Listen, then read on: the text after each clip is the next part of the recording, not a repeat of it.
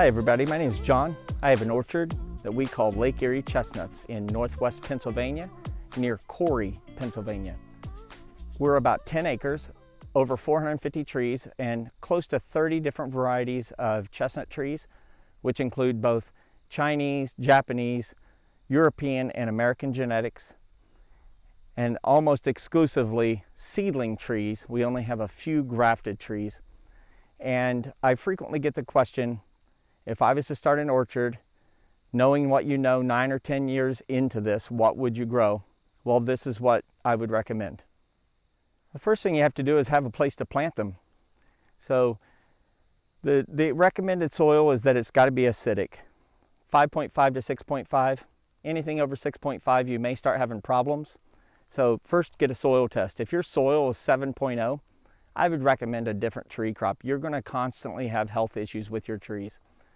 But if you have red oaks growing on your property, beeches, and they seem very happy, seedlings are sprouting, you probably have good enough soil to grow chestnuts. But you should do a soil test to make sure your soil is proper pH. Again, 5.5 to 6.5, 6.0, 5.5, really ideal. The next thing you have to do is your soil dry enough?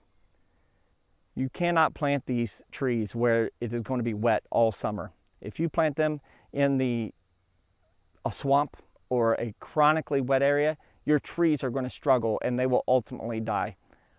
Certain oaks, which are in the beech family, as are the chestnuts, can tolerate more wet areas, but chestnuts don't. Now they can handle a little wet during the winter, but if it's wet all summer, forget about it.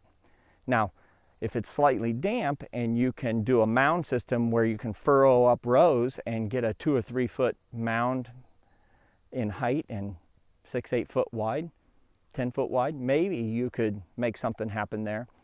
But again, if it's wet in the middle of the summer, good luck building that.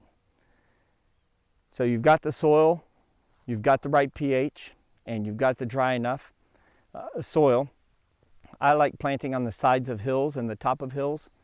My trees that are farther down in the valley, it's almost, you can watch the trees gradually become less hardy as you get farther down the hillside, especially with the soil type change. We have a deeper, heavier clay as we go at an angle, and you can almost draw the line based on how the trees are doing. So you can grow it in clay, you can grow it in great deep topsoils. Obviously, the better the topsoil, likely the tree will do better, but not everybody has that. If you're out in the Midwest, maybe, but here in Northwest PA, we're on the tops of hills, and it's pretty good, pretty heavy clay. But the trees are growing well. So you've got the soil, right pH, right dryness. Now you got to figure out your trees, and we'll talk about what variety of trees I would recommend growing, knowing what I know 10 years in. If I was going to grow an orchard, a chestnut orchard, what tree should I grow? What varieties should I get? Well, first of all, I think you're starting off on the right foot if you say varieties. I think one variety, a monoculture, sets you up for some problems, while having a grafted crop helps really define when your harvest zone is. Having multiple chestnuts really allows you to kind of experiment a little and see which ones do better and then kind of skew towards that.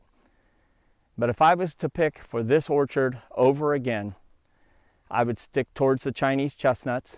If they have a little bit of American genetics, that's fine. Obviously Dunstan, they have good trees, but are they the most superior chestnut tree? I'm not convinced of that. There are many, many different varieties.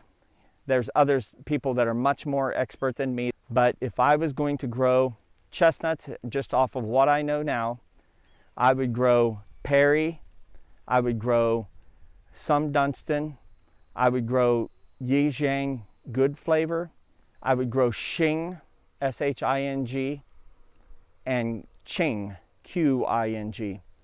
I think if you started with that group, I think you'll do better.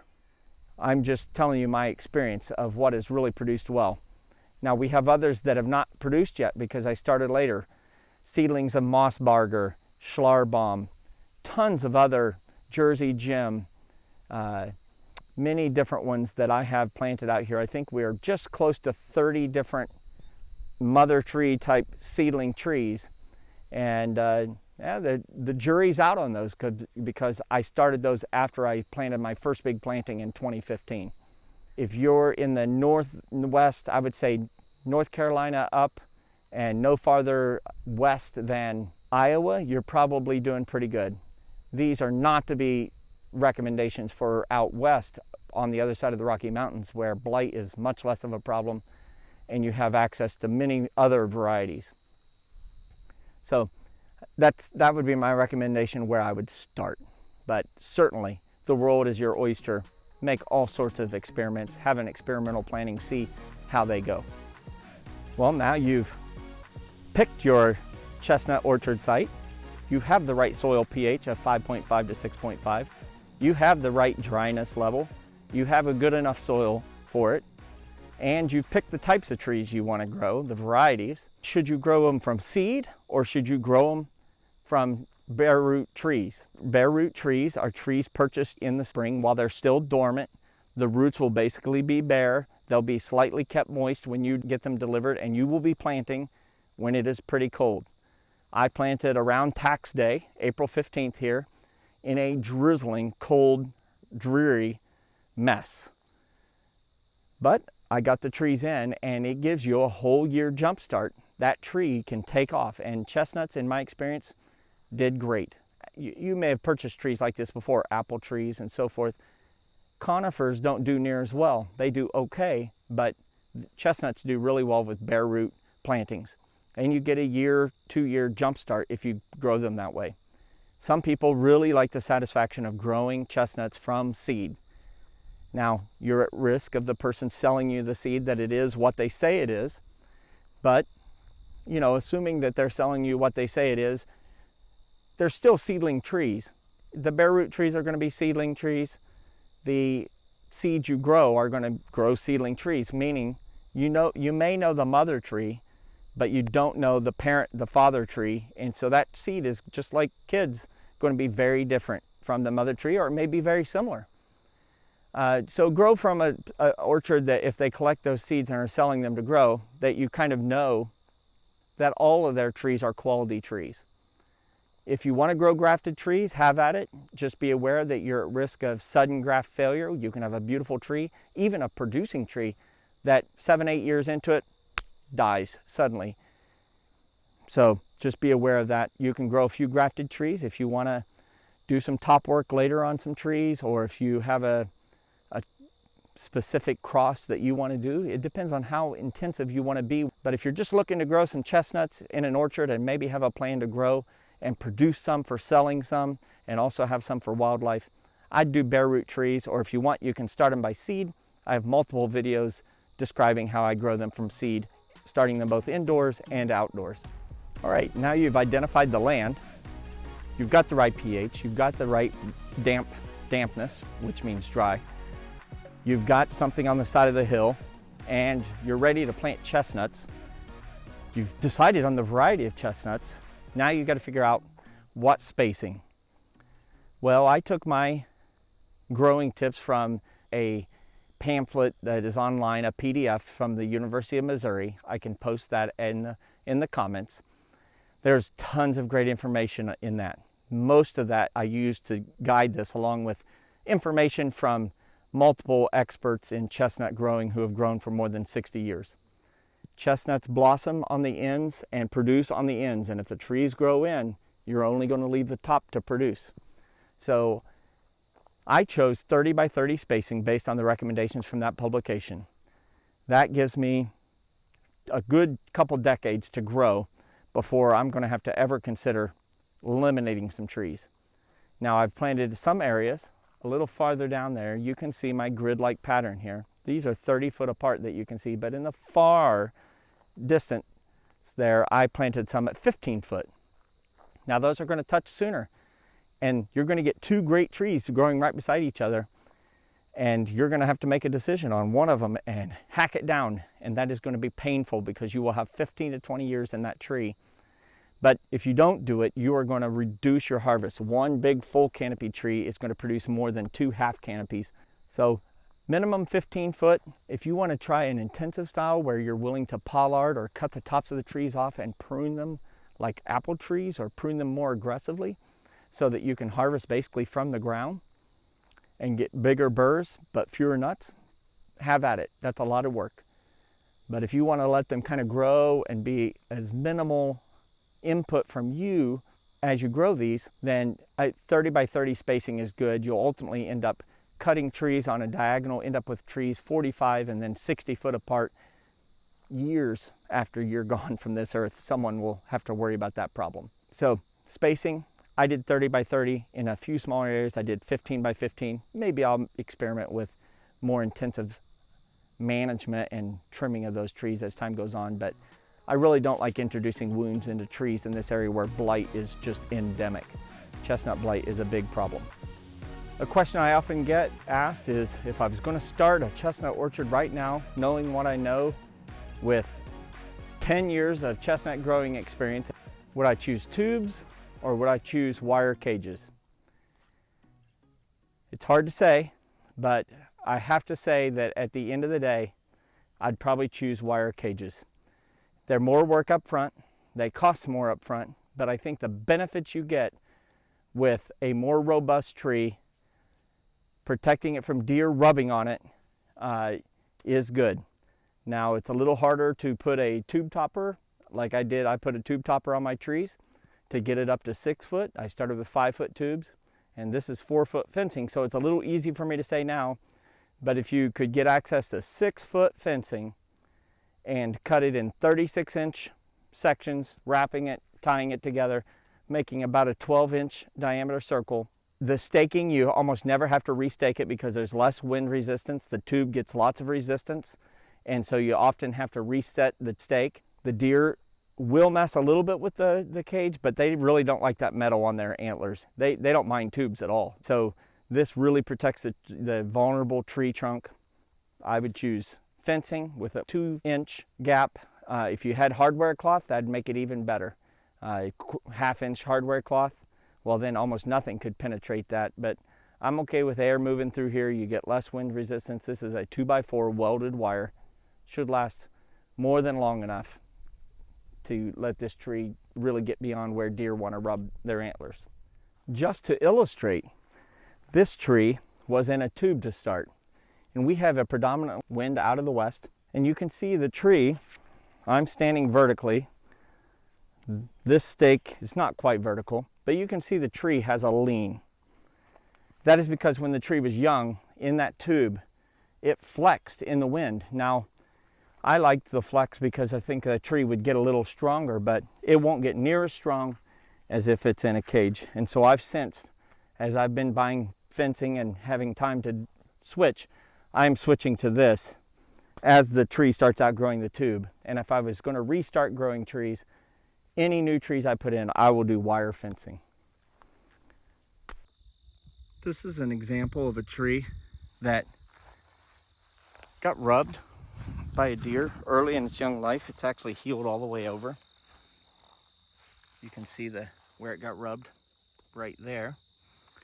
But I decided I had an extra cage. This has been 3 years or so ago.